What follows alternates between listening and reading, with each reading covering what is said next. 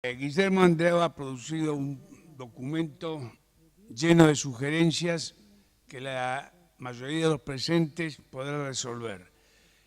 Pero me dice en mi sentido práctico que es bueno que tomemos un café con un pequeño descanso, porque yo no podría avanzar con mi exposición sobre gente que ha recibido tan magnitud de pensamientos, ¿no?, con tanto peso e importancia. Entonces, señores, los invito a tomar un café, hagamos un intermedio y luego yo tomaré la palabra para aburrirlos un poco más, para seguir con el mismo tema. Gracias.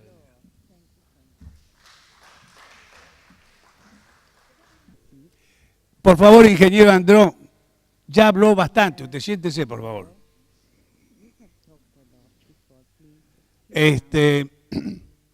Bueno, yo creo que hemos recibido una magnífica exposición del ingeniero Andreu, yo le agradezco mucho, pero nos ha corrido un poquito el programa. Es decir, habría una posibilidad que yo suspendiera mi disertación para que hablara el doctor Cuello, pero hace 4 años que me vengo preparando para esto, entonces me resulta difícil hacerlo.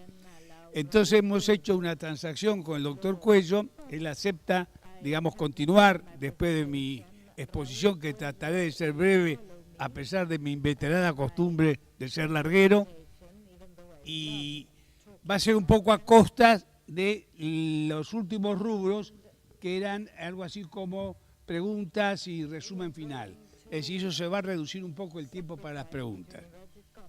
Disculparán ustedes, pero en todo caso el responsable, irresponsable, ha sido el ingeniero, que nos ha brindado una magnífica exposición. Bueno, yo elegí como tema, había elegido otro tema, pero acá Fred Harrison se va convirtiendo hasta este momento en la estrella del grupo, porque todos nos vamos apoyando de alguna manera en su exposición.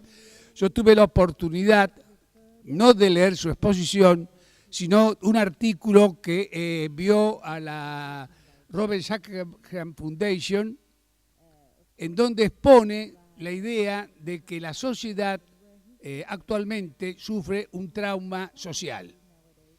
Entonces, esta designación de trauma social me cautivó cuando vi el trabajo de Fred Harrison. Todavía no está publicado, pero tuve la suerte de leerlo. Me impresionó y me gustó entonces cambiar el título de mi tema y dedicarme a este punto del trauma social que estamos padeciendo, y que en alguna forma, y sin yo haberlo pensado, lo describió fenomenológicamente el orador precedente. El ejemplo de la caverna de Platón, ¿no es cierto?, donde estamos con una visión equivocada y que nos cuesta trabajo acceder a la realidad. Este costar trabajo de acceder a la realidad es como dijéramos, tenemos vista, pero no podemos ver. Un fenómeno que se da en la biología también. Gente que nace ciega de nacimiento, que puede recobrar la vista después por una operación quirúrgica, y sin embargo, aunque todo el aparato está bien, no alcanza a ver jamás en modo correcto. Hay experiencias sobre el particular. De tal manera que esa idea de trauma a mí me indujo a hacer esta exposición sobre el trauma social que estamos sufriendo en la actualidad, y partir de la idea básica principal. Bueno, ¿qué es trauma? En todo el tiempo de la humanidad, trauma ha significado una herida física. Romperse una pierna, sufrir una herida por un agente exterior. A partir del siglo XIX, florece la idea de trauma psicológico.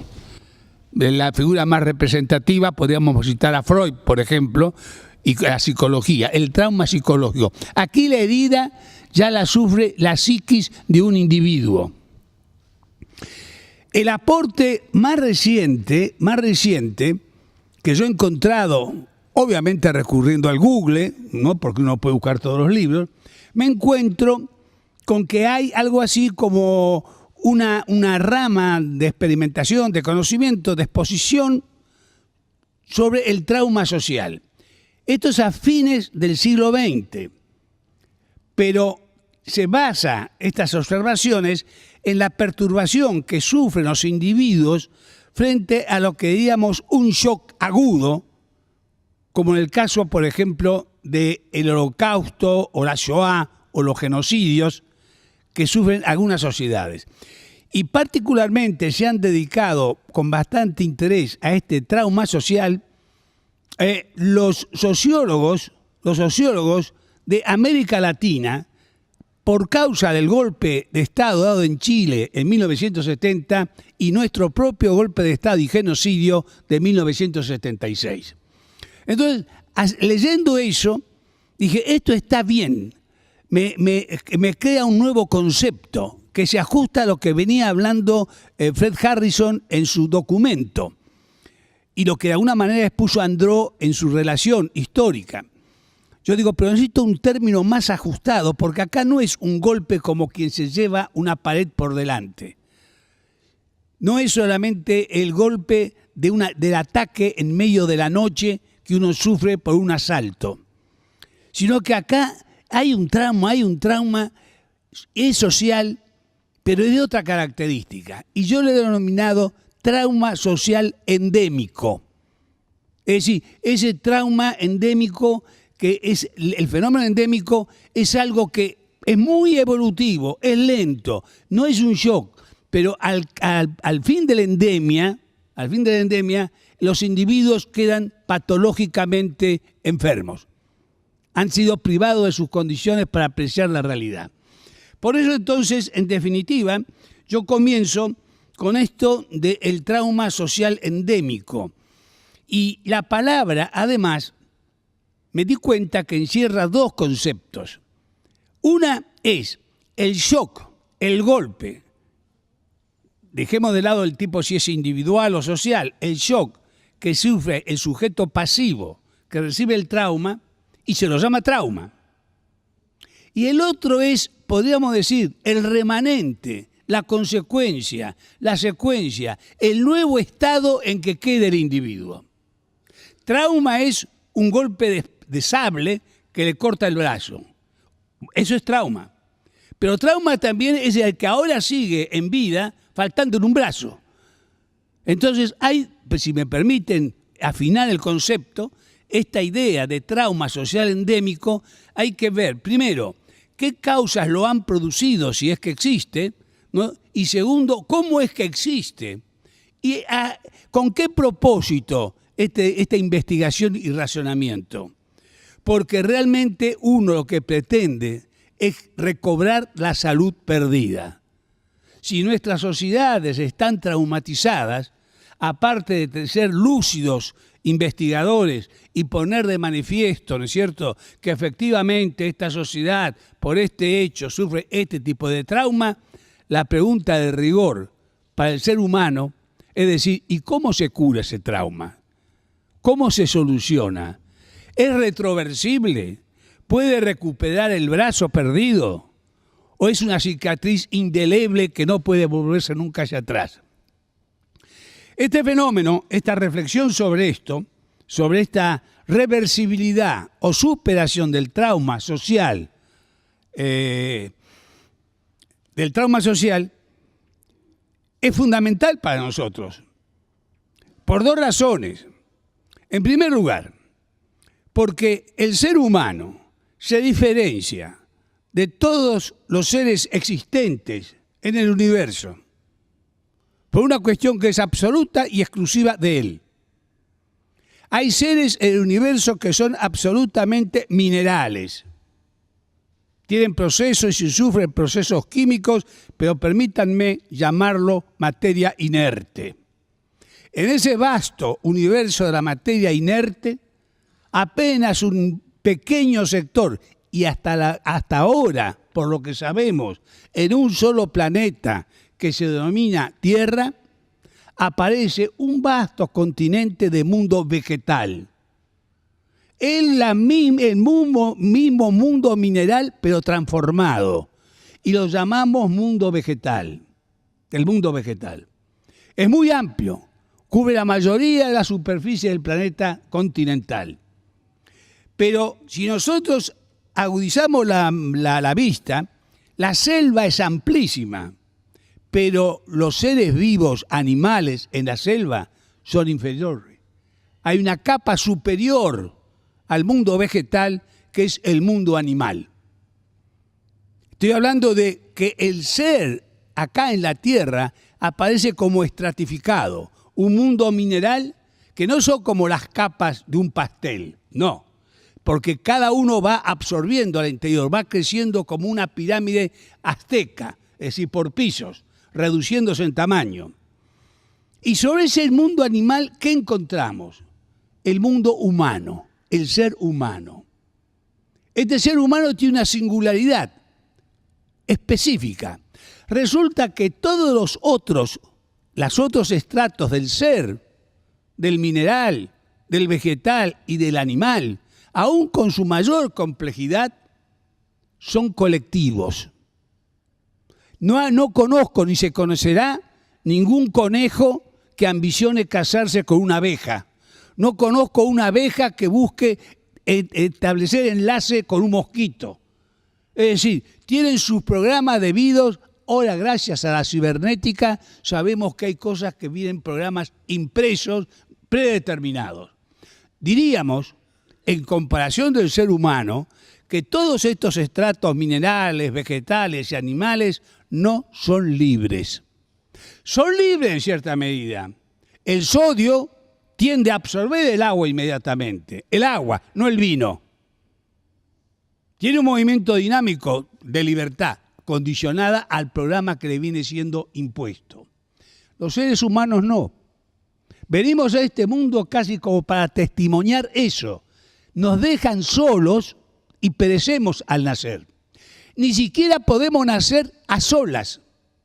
Necesitamos que un esperma germine en un óvulo. Somos sociales ontológicamente. Venimos al mundo por un par que se une.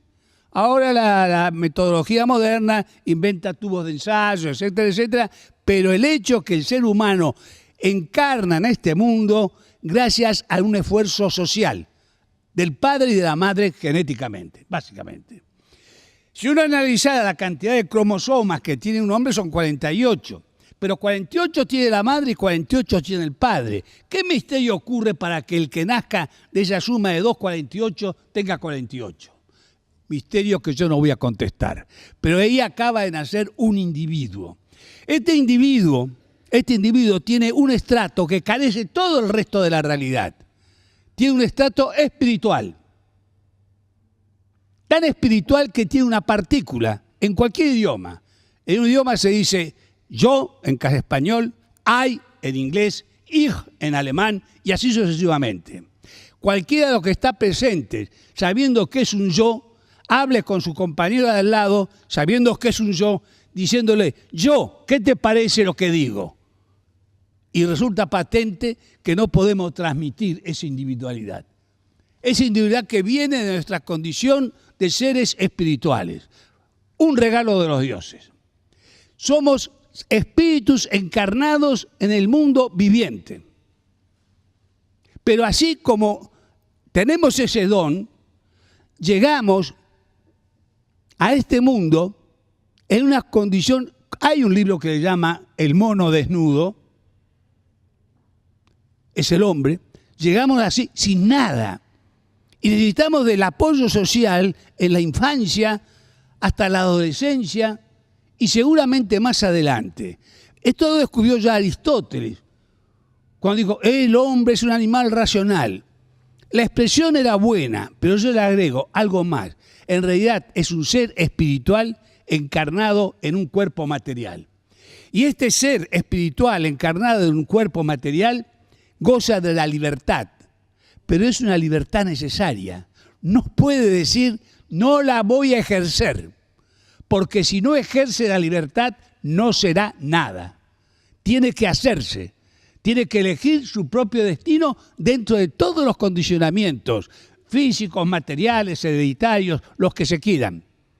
Entonces, es un ser muy particular que viene con el derecho a establecer las normas por las cuales va a guiar su vida. Este es un primer aspecto. Pero como es un ser social, se encuentra en un mundo normativo. Allá donde fueres, haz lo que vieres, dice un viejo refrán. Hay que ajustarse al mundo normativo. Con lo cual, las normas, el conjunto de normas, ayudan a constituir al individuo en la vida real terrena.